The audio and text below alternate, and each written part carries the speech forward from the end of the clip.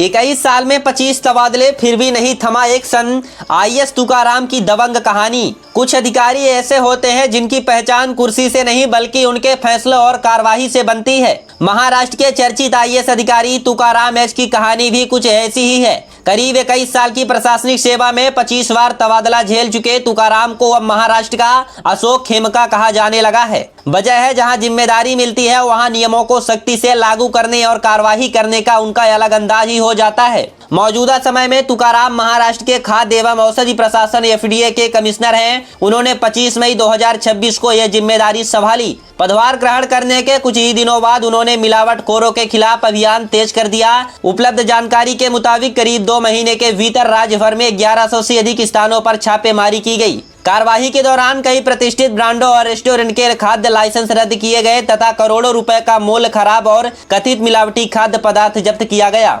तुकाराम का यह एक्शन सामने आते ही खाद्य कारोबार से जुड़े नियमों की अनदेखी करने वालों में हलचल तेज हो गई है। उनका संदेश साफ नजर आया, खाने की गुणवत्ता और जनता की सेहत से खिलवाड़ बर्दाश्त नहीं की जाएगी। लेकिन तुकाराम की कहानी सिर्फ मौजूदा कार्यवाही तक सीमित नहीं है। महाराष्ट्र के बीड जिले के ताड़ सोना गाँव के किसान परिवार में जन्मे तुकाराम ने सामान्य पृष्ठभूमि से निकलकर प्रशासनिक सेवा तक का सफर तय किया। शुरुआती शिक्षा जिला परिषद स्कूल से हुई। इसके बाद औरंगाबाद से उच्च शिक्षा हासिल की और सिविल सेवा परीक्षा पास कर प्रशासनिक सेवा में पहुंचे। सरकारी सेवा में आने के बाद उनकी कार्यशैली ने उन्हें लगातार सुर्खियों में रखा।